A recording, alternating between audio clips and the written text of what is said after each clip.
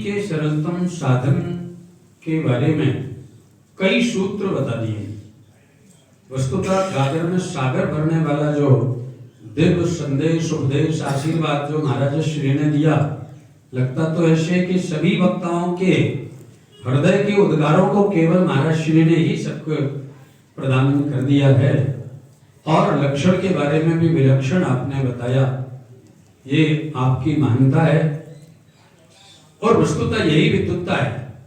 सूत्र मात्र में सारे शास्त्र की व्याख्या कर देना, गुरु कृपा के द्वारा, नाम के द्वारा मम और नमन का अंतर, कितना सुंदर आपने विलक्षण आशीर्वाद प्रदान किया।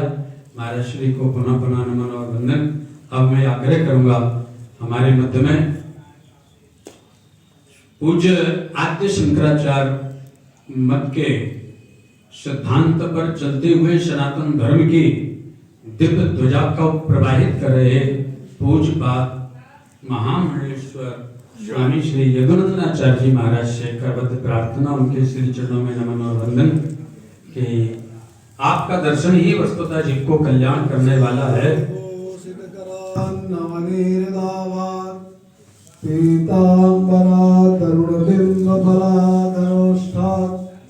पूर्णेन्दु सुंदर मुखादरविंद्र नेत्रात् कृष्णात् परं किमपि तत्त्वमहं न जाने। श्री कृष्ण गोविंद हरे मुरारे, हे नाथ नारायण वासुदेव। बोलिए वृंदावन बिहारी लाल की जय। आत्मस्वरूप अध्यक्ष महोदय, संत विद्वत ब्राह्मण वृंद, भक्तानुरागी सज्जनों, सीता सावित्री प्रधानुगामी देवी, हमारे संचालक महोदय, आद्य शंकराचार्य मतावलंबी या उनके अनुयायी, और हम समझते हैं जगत गुरु आद्य रामानुजाचार्य हो, चाहे आद्य रामानंदाचार्य जी हो, चाहे महाप्रभु चैतन्य हो, जितने भी लोगों ने संन्यास लिया तो जगत गुरु आद्य शंकराचार्य के परंपरा से ही संन्यास लिया। चैतन्य महाप्रभु जी के गुरु की भी आप भक्तमाल देखिए या और शास्त्रों को देखिए या पुराने महात्मा हमारे फूललाल तुलसीदास जी महाराज सब बताएंगे, तो संन्यास की पद्धति केवल आचार्य शंकर के यहाँ थी। और हम देखने में शंकर मतावलंबी नहीं, हम लोग स्मार्त जो होते हैं पंचदेव उपासना पद्धति को मानने वाले, जो गणेश को, देवी को, सूर्य को, राम को, कृष्ण को ब्रह्म मानते हैं। हमारे यहाँ कट्टरता नहीं, इसीलिए हमारे आचार्य शंकर कहते हैं भज गोविंदम भज गोविंदम भज गोविंदम मूढ़ मते। ये बंसी विभूषित करान नवनीर दाभात जो श्लोक है, ये स्वामी मधुसूदन सरस्वती जी के द्वारा प्रवर्तित है। वो सब कहते हैं जितने भी यहाँ। अब यहाँ भक्ति हमारे पाठोत्सव है। महाराज सदगुरु श्री चंद्रहंस पाठक जी की 39वां नित्य लीला निकुंज और पाठोत्सव का उत्सव है। विषय है भक्ति और भक्ति के लक्षण। बहुत अच्छा कहा इन्होंने, गोस्वामी जी ने लिखा, गदगद गिरा नयन बह नीरा। जिसके अंदर गदगद होकर के नयनों से आंख से आंसू निकलने लगे। लेकिन समझना ये है, भागवत के बड़े बड़े विद्वान हैं, आचार्य शंकर ने लिखा, मोक्षस्य सामग्र्याम भक्ति रेव गरीयसी। मोक्ष के साधनों में भक्ति एक मुख्य साधन है।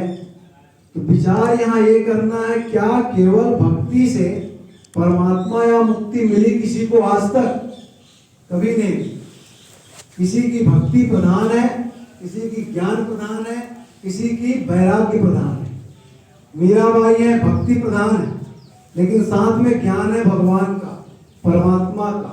वैराग्य है तो अपने राजपाट परिवार कुल सब छोड़ करके मेरे तो गिरधर गोपाल तू सरो ना।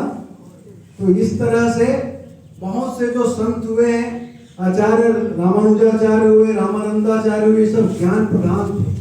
लेकिन मीराबाई है, रसखान है, तुलसी है, सूर है, ये भक्ति प्रधान है। इसीलिए भागवत जी में भक्ति ज्ञान विरागाप्तो विवेको वर्धतो ये महान कहा है।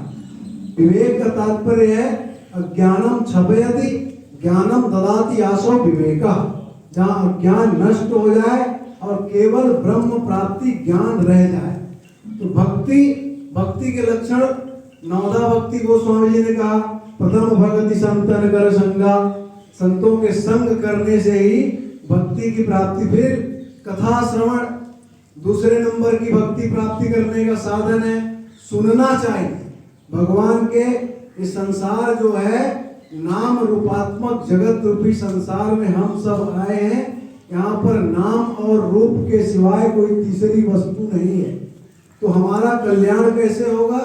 नाम और रूप के ही सहारा लेकर के हमारा कल्याण होगा। तो वह नाम कौन सा, वह रूप कौन सा? भगवान कृष्ण ने गीता में कहा, जन्म कर्म च मे दिव्यम।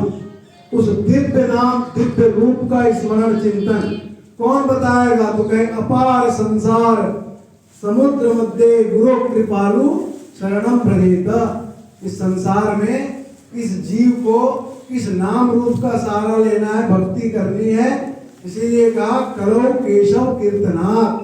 भक्ति में या परमात्मा में लीन होने के लिए कलयुग केवल नाम आधारा, केवल नाम रूप का ही सहारा लेकर के हम आप सब गुरु कृपा संत कृपा से प्राप्त करेंगे। इन्हीं शब्दों के साथ वाणी को विश्राम देता हूँ। जय जय श्री राम। बहुत सुंदर स्वामी यदुनंदन सरस्वती जी महाराज ने बहुत सुंदर आशीर्वाद प्रदान किया। आज इस विद्युत गोष्ठी में जो बड़ा अद्भुत विषय रखा गया है, भक्ति की सरलता। ज्ञान का वृंदावन में स्थान है ऐसा नहीं है, लेकिन जब उद्धव वृंदावन में आए वेदांत का ज्ञान प्रदान करने के लिए, तो सर्वविदित है गोपिकाओं ने भक्ति का अद्भुत उपदेश कर दिया। और वेदांती उद्धव भी गोपिकाओं के शिष्य बनकर के कहने लगे, वंदे नंद ब्रज स्त्रीणाम पादरणम भिक्षसा यासाम हरि कथोद्गीतम पुनाति भुवनत्रयम्। उन ब्रजांगनाओं के चरणों में मैं नमन करता हूं जिनके द्वारा गाए गए गोविंद के गीत को सुनकर के ये त्रिलोकी पवित्र हो जाती है। ऐसी ब्रजांगनाओं की चरण रज अगर हमको मिल जाए तो हमारा जीवन धन्य हो जाए। ऐसी